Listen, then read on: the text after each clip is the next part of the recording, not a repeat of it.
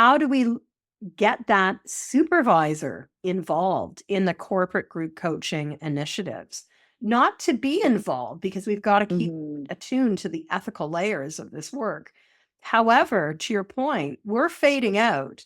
The employee is going to need support. They're going to need time. They're going to need resourcing and sometimes responsibility to make it happen. So what are we doing to involve stakeholders along the way to help them also understand what their employee is going through? Hi, I'm Jennifer Britton, and welcome to the Coaching Many podcast.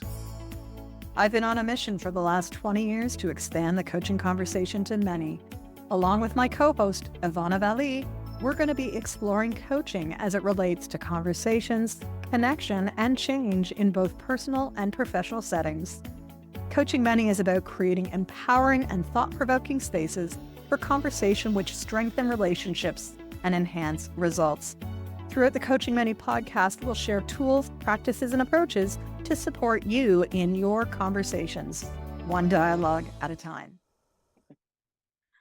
So, Evana, welcome back. It's great to see you today. What's outside your window? What's inside my window? A beautiful sunny day, traffic, and a river that's rising from the rain. Ooh. Yeah. A river that's rising from rain. I like that. Yeah.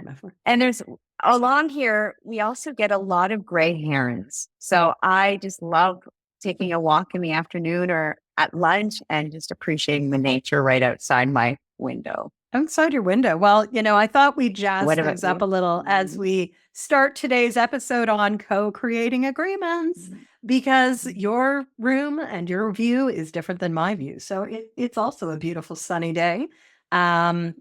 Unseasonably warm for mid-September. Got a swim in already this morning in the outdoor pool. Probably have another maybe 3-4 weeks of that left. So I'm going to take it, because really, it'll be dark days before we know it. So with that in mind, we're coming from two different places. What do we want to co-create in today's episode around co-creating agreements? Yeah, beautiful.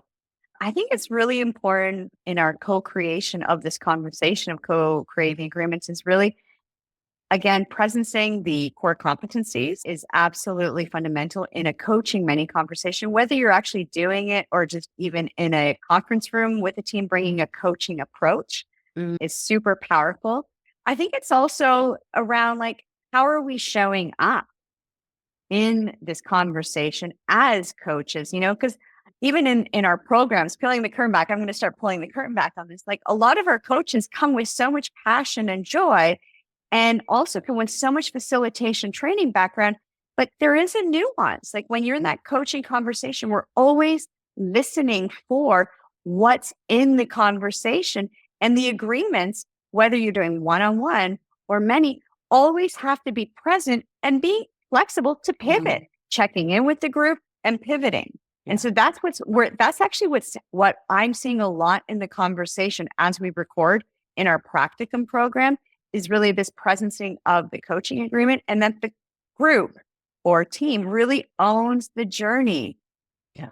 They own it. They need to set it. Well, I think this is really the fundamental difference between coaching and facilitation and training. Who owns the process? Who owns and who creates the roadmap? Who determines the pace?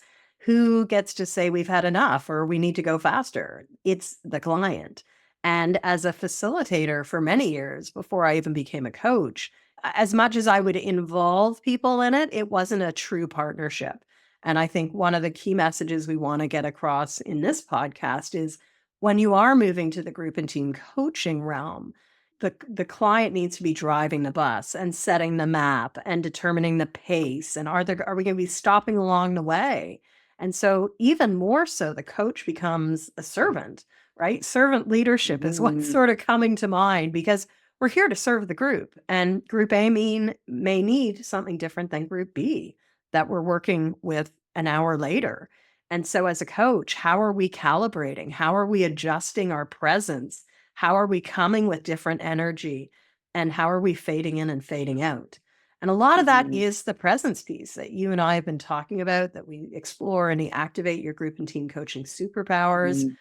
I personally have had a lot of fun this summer bringing the digital card deck to Deckible so that people are now experimenting with it. We're going to have, by the time this episode is out, we'll have done the 4-day challenge for the Activate Your Superpowers card deck. So I think there's a lot here, right? And today's intent is, how do we get you as a coach along with your clients to think about, what does co-creation mean? Who owns the coaching process? When do we lean in, and when do we step back to allow for the group or the team to own this? Because if we're too present, we may take all the oxygen.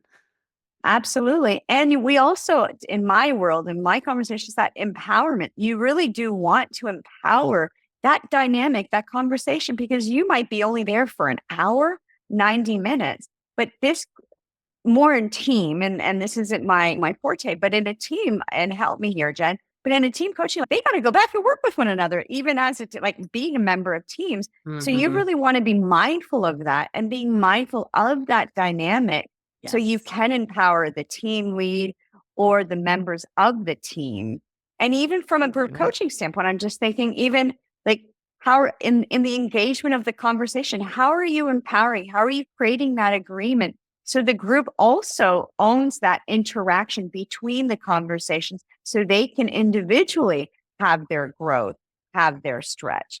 And that's why I love Activate the Superpower program and the Deckible deck, because that's the program where you as a coach can explore where you're strong, but also identify your range, your growth, your stretch, because no two groups, no two teams are alike. And we need to be able to adapt, pivot to what is in the conversation and what's needed in the conversation. Completely. Well, I feel almost compelled, but this would make it too much like a teaching session, not a podcast, but I do want to draw people's attention to the ICF competencies. And I'm just going to read from them right now, because competency number 3 of our ICF coaching framework is establishes and maintains agreements, partners with the client and relevant stakeholders to create clear agreements about the coaching relationship, process, plans, and goals, establishes agreements for the overall coaching engagement, as well as for each coaching session. So I want to spotlight a couple of elements here that really, in the landscape of coaching many groups, who else needs to be involved? If you're doing corporate engagements, how can the supervisor support and create pause and application opportunities for the employee to put this into practice? They don't need to know what is going on, although there's an interesting layer here of, just like we might do in a one-on-one conversation, have a midpoint meeting, start and end of coaching like 3-on-1. How do we get that supervisor involved in the corporate group coaching initiatives? Not to be involved, because we've got to keep attuned to the ethical layers of this work. However, to your point, we're fading out. The employee is going to need support. They're going to need time. They're going to need resourcing and sometimes responsibility to make it happen. So what are we doing to involve stakeholders along the way to help them also understand what their employee is going through? And this too is why the Deckible second deck came out, which is the 90-day guide for success. And that whole book was written as a resource for leaders to work with their employee. But we know that leaders don't have time. And so how do we, as coaches, also help the system, help the stakeholder system really support the development of their people? Yeah. What's coming to mind for you? We could take this conversation a lot of different ways, but what else is important in this whole landscape of agreements and layers of agreements? Well, for me, I think there's many layers, but one main layer is really that whole conversation, the agreements of the program. How do we work together as a group, as a family? If you're at the kitchen table or a team, whatever that dynamic is, how do we want to operate so we are successful in the time that we're together? And that really speaks to the core of that trust, safety, and connection conversation, which is such a big part of your reconnecting workspace work. But it's also trickled into other books that I at least have. But for more information, I'm just going to share this because we're not going to get into trust, safety, connection today, is go to episode 3, because that is where we explore that. So there's that, but also another layer is, how do we create those agreements and establish that group ownership, or team for that matter, at a session level? So establishing agreements is there. And then I'm going to add another overarching is, you don't want people, I don't like having people come into my programs. And this happens a little bit in corporate. It can happen rather, is you want people knowing what they're coming into when they're coming into your programs. Yes. Because the coaching approach conversation or group coaching is very different, like we've already said, from facilitation training. So it's really important that we share expectations. And part of that expectation is, you're going to be invited on this journey and you're going to drive your journey, in conversation with others. And for a lot of people, because although coaching isn't new in the industry, more and more people having access to it in the group or team is newer, we'll say. And so you really want to be mindful of that, even with stakeholders, as you're creating the agreements with your stakeholders. So that's one layer that I really think is super important, super basic, but important. And to just drill that down even further, this is why the best practice over the years has evolved as, in a group coaching process, you do a pre-call. It's not about showing up like a trainer might, and that's it. That's your first point of touch point. It's really about getting to know and start building that trust, safety, and connection with each group member, not team member per se, but group member 100%. So that we can hear what is important for them, and getting them to think about, be ready for the coaching process. And we do touch on this in our goal setting episodes, so you can go back and listen to it. But priming people for the coaching experience so that they're ready to identify, here's the route that I'm going to take. Here's where I want to go. This is the speed at which I want to travel at. That's critical for group success. A team will need to figure out their own collaborative map, but I think for group members, it's really critical that we do set them up for success. And we're going to be continuing to talk about this theme of setting people up for success for group coaching work throughout the fall of 2024 in our community calls. So stay tuned on that. So let's get people, again, if you haven't seen or reviewed the ICF competencies recently, pick it up. There's a really key piece here too, which is, what do you want to look at today? What will success look like? And what's important about this? And once again, we see tremendous difference. Group coaching, everyone's going to find and label a different importance to the work that they're doing. I might be strategic. You're more granular. We know that about each other. And so how do we, if we were in the same group, we'd be, learning with, but on different learning paths. And so I think it's really important that the coach is comfortable in holding that range, because it is different. It's calling on the coach to have, as you said, a different presence, a different stance, a different grounding, even to hold the range.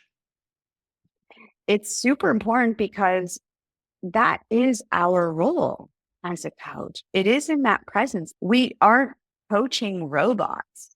And I'm going to say that, and I think of that like AI. It's been fed, but it's intuitive, it's responsive. And so that, I think that's a real stretch and growth for people who have done, like a lot of people coming into our programs. I've done facilitation, I've done training, I've done group coaching, but I'm not sure if I'm actually doing it the way that I'm meant to be doing it. And that's why they come to our programs, to kind of validate that. But part of that really is that presence and that listening of the diversity. And how can you, as the group coach, be okay in that? And part of that is actually in your design, which we talk about in group coaching essentials, but like having an agenda, having a plan, but also then be present using your listening skills. I'm very intuitive. I'm a very somatic person. And so really listening for where are those shifts, and using your voice as the group coach to go, hey, we agreed, because it's the co-creation, to go this route on today's conversation. But I'm hearing that there's a shift as a group. What do you want to do? We do this in one-on-one. It just becomes something on steroids in group coaching. And I'll let you speak to what that looks like in teams. Well, absolutely. We got to coach to the moment, right? And that may mean speeding things up, slowing things down, totally throwing things out the window, especially in the Yes. world of teams, because the world of teams are moving so fast these days. And you might have had a conversation last week, 2 weeks ago, Yeah. a month ago, and a team is now on a completely different page when you come back. So, how do we help the team be creating? There's a big component of capacity development here. And one layer we haven't talked about in all this co-creating agreements is, what does this look like? Because as soon as you have more than one voice in a room, we've got to make this visual. People are visual beings. So how does Yeah. mine differ from yours in a group or as a team? What is Mhm. ours collectively? What is our roadmap? And how are we keeping that in front of us? And how are we noticing what shifts we're making in between the Mhm. time that the coach or coaches are with us? And so, as a team coach, there is an obligation, there is a moral obligation in our work Mhm. to really be ensuring that the team is starting to do this tracking themselves. We're coming in and we're really that mirror. We might be the lightning rod to say, hey, what have you been doing since I last saw you? Have you slowed down? What are those things? And we really Yeah. want to be getting them. They are the owner of this process. And so we do want to make sure that we are really helping them keep these agreements, team agreements, Mhm. but also agreements in terms of, what are we doing here? Where are we aiming for? What's important about it? And we need to keep asking that question and helping them link it back to their why, their purpose, their vision, their Yeah. mission, their roles. Really back to the 6 factors as I continue to talk about. Having done some training with you in team coaching, it really is like, how do we get that voice? How do we support individuals? Because oftentimes in teams, people are coming in with their own agenda Mhm. of something.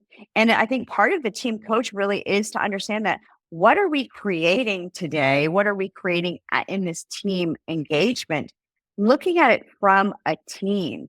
So I think a big part of the team coach is that in and out, but it's also supporting that unity of voice and focus as a team, which is Mhm. very different than groups. Very And I think that different. is, yeah, go And ahead. and to build on, I think it varies across industry. It varies across Mhm. geographic country. Yeah. It's fascinating when you bring global teams, which has always been my experience and focus. Is Mhm. in some ways we evolve our own team culture, right? This ties in very significantly to Yeah. the cultural element of teams, and so, way beyond today's topic, but co-creating the agreements. What time and space are you providing? How are you getting teams to look at the duality of this work in terms of, there is always a parallel process going on, what they're doing in the room and how they can take that forward with their own work and their own practices. And if it's a team of leaders, senior leaders, how are they scaling that out and cascading it within their own teams? So there's a huge capacity development element in team Mm. coaching, even in co creating the agreements, because the way we're working with agreements, the way we're working with accountability is going to have a ripple effect within the organization itself. So I think, let's bring it back because we're almost towards the end of this episode. Mhm. Co-creating agreements. What about, we've talked a little bit about the practice, but tools, anything you want to mention? Like, I talked about making it visual. Everyone probably knows my affinity in the virtual space for whiteboards, in the physical space, bringing back the Post-it notes, the big foolscap. And when I say foolscap, it could be butcher block or the big Post-its, because people do find value in mapping it out and getting their Mhm. hands into this.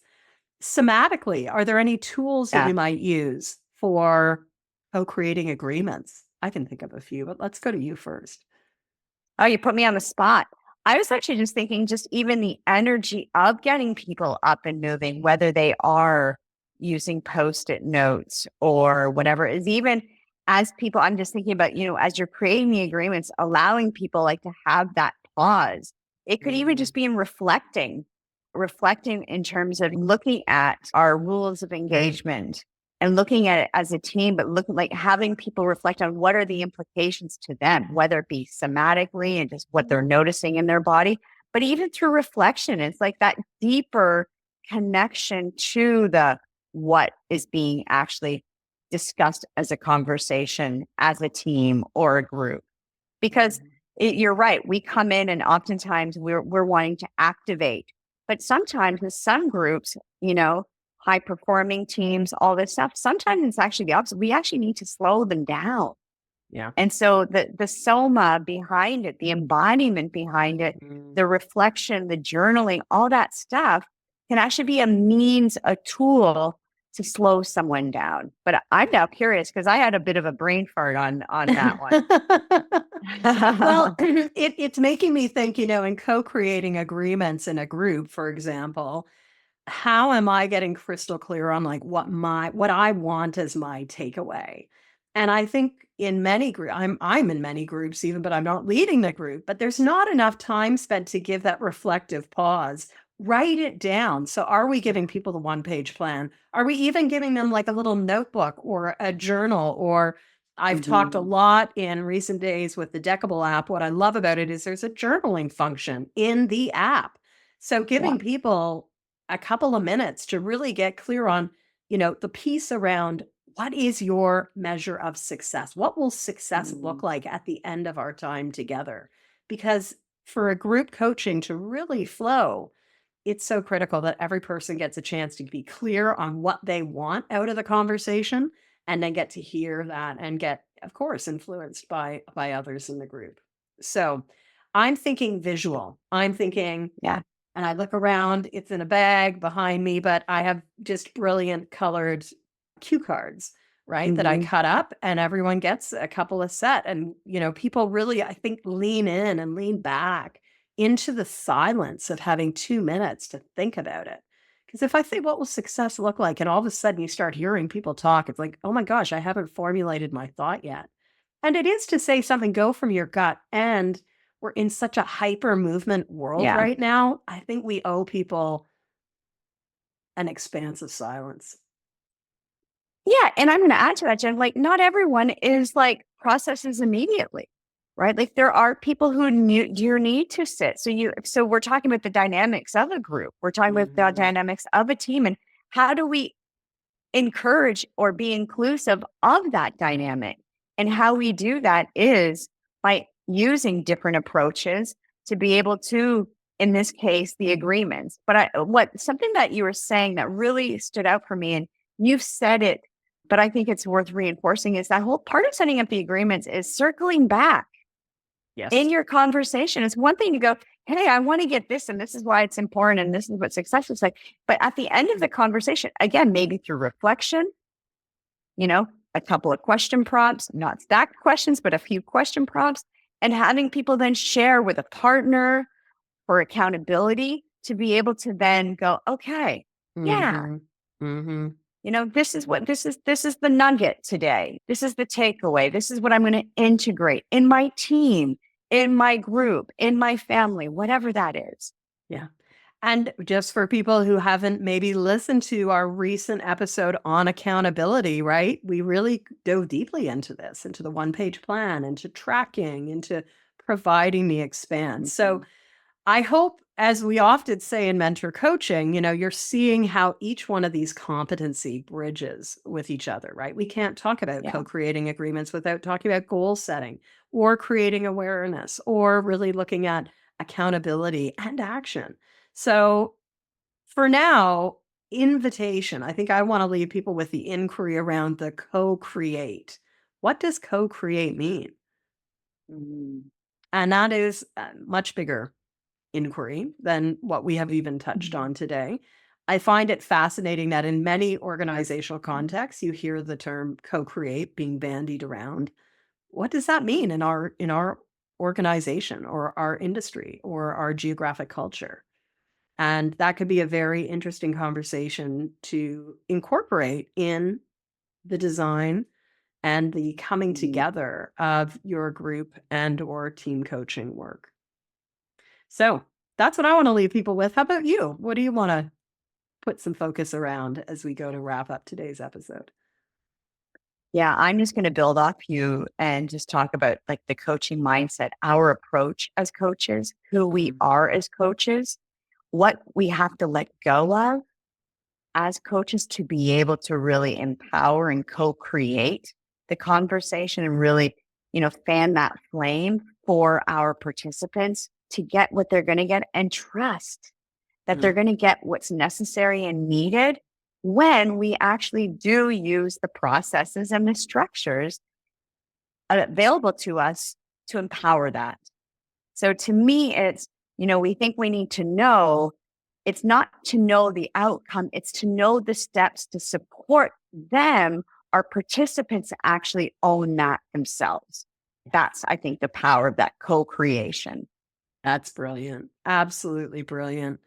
So we are going to be doing some exciting topics coming up, including connection, because we really can't talk about co-creation without talking about connection, but just know that that's coming up. For more on this, some of the resources we've touched on today, definitely go to the ICF website, download the core coaching competencies, download the team coaching competencies as well to just take a look at the nuance there. And I would say, a fundamental foundation for success for groups has always been taking the time in co-creating the agreements. And it doesn't start with call one. It starts with your pre-calls. So don't forget those as an integral part of the coaching process. Evana, as always, a pleasure. Thank you for this partnership. We've co-create this every time we come together to have the conversation. And until we see you again soon, listeners, be well. Yeah. Take care, you. everyone. Much love. Bye, everyone. Bye. Bye.